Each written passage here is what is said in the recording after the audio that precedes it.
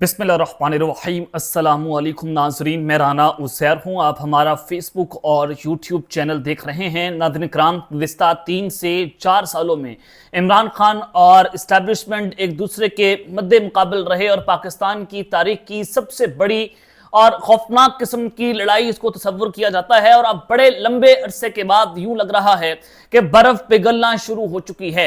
DG ISPR की press conference, जिसमें पाक फजाइया और पाक बहरिया जो है उनके ऑफिसर्स भी मौजूद थे, और उस प्रेस कॉन्फ्रेंस के बाद यह लगा कि वाकईतन जो प्रोफेशनल इदारा जो है वो प्रेस कॉन्फ्रेंस कर रहा है। लेकिन आपको जो खबर देना चाहता हूं, अंदर की खबर ने तहलका मचा दिया है।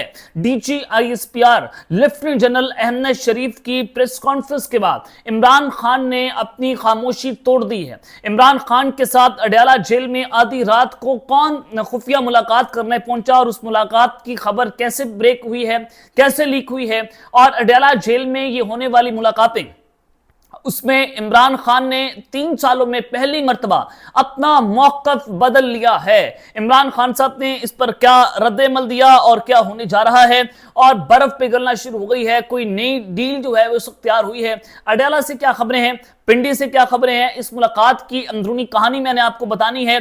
और इस वक्त हुकूमत हिलकर रह गई है। हुकूमत के दिन गिने जा चुके हैं और पहिया उल्टा घूम गया। इस वक्त हुकूमत के हलकों में भी परेशानियां बढ़ रही हैं। ये क्या मामला है, क्या माजरा है, इस हवाले से भी कुछ इंपॉर्टेंट डिटेल्स आपको बतानी है। आगे बढ़ने से पहले आप सबसे मेरी दरख्वास्त होगी कि आपने इस चैनल को लाजमी तौर पर सब्सक्राइब करना है, बेल आइकन को जरूर प्रेस करें, कमेंट सेक्शन में अपनी राय का इजहार जरूर करें कि आप इस खबर के हवाले से अपनी क्या राय रखते हैं कि क्या इस डील को होना चाहिए या नहीं होना चाहिए।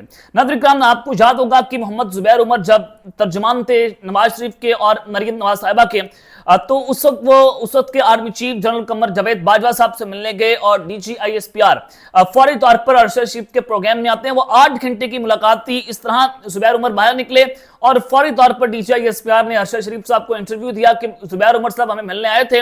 आर्मी चीफ ने कहा कि आप पार्लियामेंट के अंदर अपने जाकर मामला तय करें और सियासतदान जो है वो अपने मामला को खुद तय करे, हमारा सियासत से कोई ताल्लुक नहीं है। ये जब सारा कुछ हुआ तो उस वक्त के बाद जो है वो पहिया उल्टा घूमा, यानी कि उसके बाद लगा कि नून लीग और एस्टेब्लिशमेंट के बैकडोर राब्ते शुरू हो चुके हैं।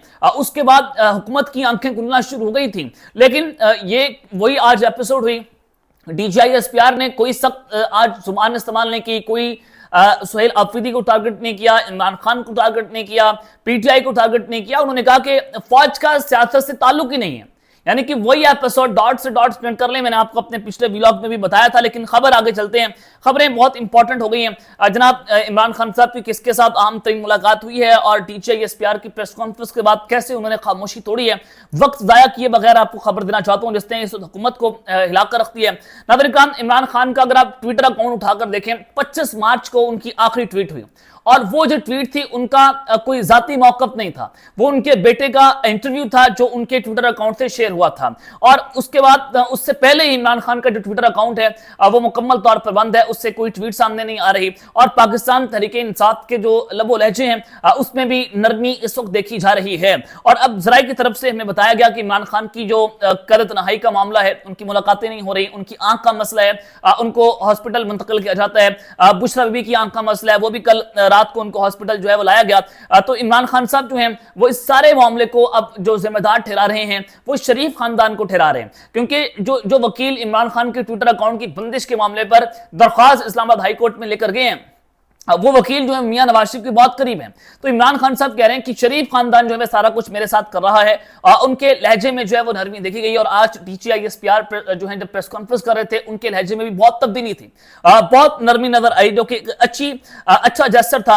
और फिर सुहेल आफरीदी साहब ने लाहौर आना था, उन्होंने जलसा करना था, उन्होंने तहरीक चलानी थी, एहतजाज करना था।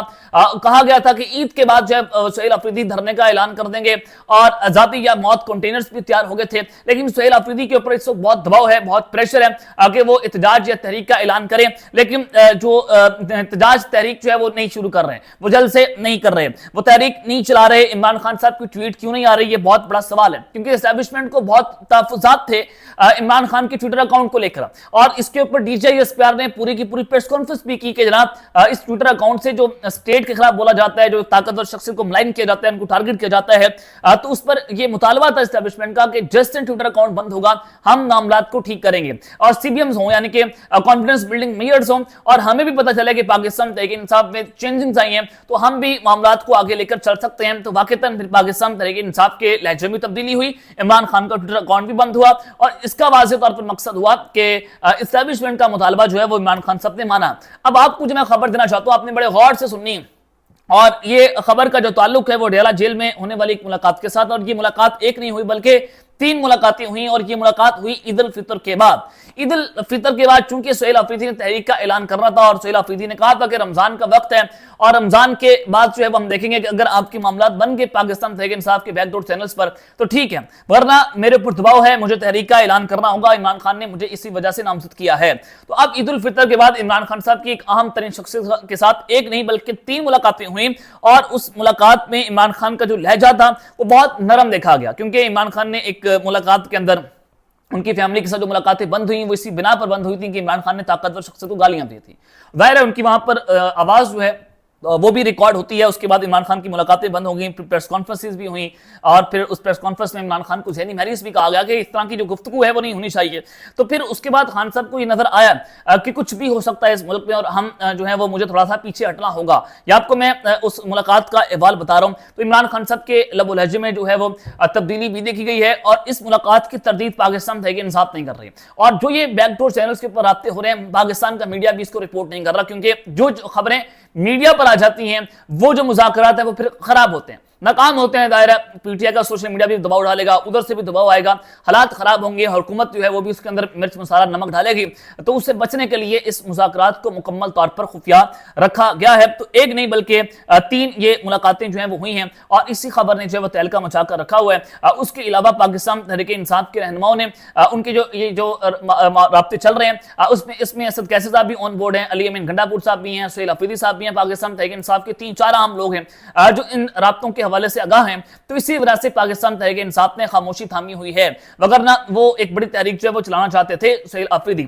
اور اس کے علاوہ جو یہ ڈیل ہوئی ہے کہ عمران خان کے ساتھ PTI نے کہا کہ ملاقاتیں بند ہوں, عمران خان کی بہنوں کی خصوصی طور پر ملاقاتیں بند ہوں, کیونکہ جو پیغام باہر آئے گا تو اس پیغام کے خلاف جو ہے وہ پھر ہم نہیں جا سکتے, پھر ہمیں تحریک کا اعلان کرنا پڑے گا, پھر ہمارے پر دباؤ آ جائے گا.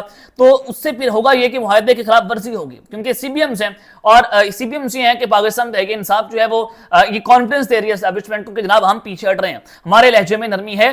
تو اسی وجہ سے اگر ہمارے اوپر دباؤ آیا تو پھر ہمیں سارا کچھ کرنا پڑے گا. تو علیمہ خان جو ہے اس معاملے کے اوپر آن بورڈ نہیں ہے. اس کے علاوہ یہ بھی کہا جا رہا ہے کہ پاکستان تحریک انصاف کی اس ڈیل کے نتیجے میں جو پاکستان مسلم لیگ نواز کی مخلوط حکومت ہے, جو ہائبرڈ نظام ہے, یہ ختم ہو سکتا ہے, اور سپٹمبر اکتوبر میں ایک نئی حکومت کا ایک قومی حکومت کا قیام بھی سامنے آ سکتا ہے, اور اس کو لے کر معیشت جو ہے وہ کہا جائے گا کہ معیشت بہت ڈاواڈول ہے اور معیشت پاکستان کی خراب ہے. اس کو لے کر ایک نیشنل کولیشن گورنمنٹ جو ہے وہ بھی جو ہے وہ سامنے آ سکتی ہے, جس میں تمام تر پولیٹیکل پارٹیز جو ہیں وہ آن بورڈ ہوں گی, اور اس میں پاکستان تحریک انصاف بھی اپنا حصہ ڈالے گی, اور پھر عمران خان صاحب بھی جیل سے باہر آ سکتے ہیں. تو یہ جو اگلے چند مہینے ہیں بہت امپورٹنٹ اور فیصلہ کن ہیں. محمود خان چکزئی صاحب کے حوالے سے کہا جا رہا تھا کہ وہ خاموش ہیں, سینیٹر علامہ ناصر عباس جعفری صاحب جو ہیں وہ خاموش ہیں. تو محمود خان چکزئی نے سہیل آفریدی صاحب کو یہ پیغام پہنچایا کہ جو وہ کر رہے ہیں ہمیں کرنے دیں, ابھی ہمیں کرنے دیں, کیونکہ کلیم اللہ سے سلیم اللہ, سلیم اللہ سے کلیم اللہ ہو رہا تھا. تو ان کو یہ پیغام دیا گیا ہمیں کرنے دیں, ہمیں اسٹیبلشمنٹ کی جانب سے جو یقین دہانی کروائی گئی ہے ہمیں اس پر یقین کرنا ہوگا. دونوں کی طرف سے کہا گیا کہ ابھی آپ خاموش رہیں, اور ابھی کانفیڈنس بلڈنگ میئرز جو ہیں وہ چل رہے ہیں تاکہ دونوں کا ایک دوسرے کے اوپر اعتماد ہو. تو جو ہمیں کہا گیا ہمیں اس پر یقین کرنا ہوگا. اگر ہمیں لگا کہ ہمارے ساتھ دھوکہ ہو رہا ہے تو پھر آپ مکمل آزاد ہیں, پھر آپ جو چاہیں وہ کر سکتے ہیں. تو لہٰذا یہ مختلف ذرائع سے خبریں آئیں.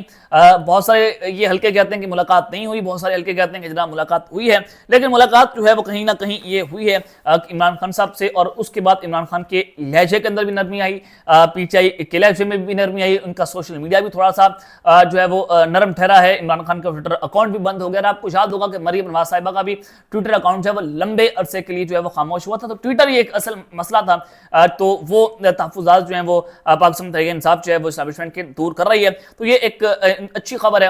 ظاہر ہے پولیٹیکل انسٹیبلٹی ملک میں ختم ہو ہوگی تو ہی پاکستان میں اکنامکلی ہمارا ملک جو ہے وہ سٹیبل ہوگا, تبھی جو حالات ہیں وہ اپنے نارملائز ہوں گے. اس وقت آپ پیٹرول کی قیمتیں دیکھیں, مہنگائی دیکھیں, غریب آدمی مر رہے, تو سب سے مین فوکس جو ہے وہ آپ کے ایسے ایشوز ہونے چاہیے, ایسے ایشوز کو ایڈریس کرنا ہوگا ہمیں جو غریب آدمی کو لے کر ہیں, جو گراس روٹ کو لے کر ہیں, تو وہ تب ایڈریس ہوں گے جب ملک میں پولیٹیکلی طور پر ہمارا ملک سٹیبل ہوگا, جب ملک میں تحریک, احتجاج, دھرنے, یہ ساری چیزیں ختم ہوگی, تو ہی ہمارے ملک کے اندر جو ہے وہ جو آپ کے کاروباری رجحان ہے وہ بڑھے گا. یہ اب تک کی اندر کی خبریں جس کو لے کر حکومت بھی پریشان ہے, حکومتی حلقے بھی پریشان ہے, لیکن آپ تک پہنچانا اس وقت بہت ضروری تھا جو ہمارے ذرائع نے ہمیں کلیم کیا. اب تک لیتے ہیں, اپنا خیال رکھیے گا, اور اس طرح کا اپنے ناسمی طور پر خیال رکھنے لانے کے بعد پاکستان زندہ باد.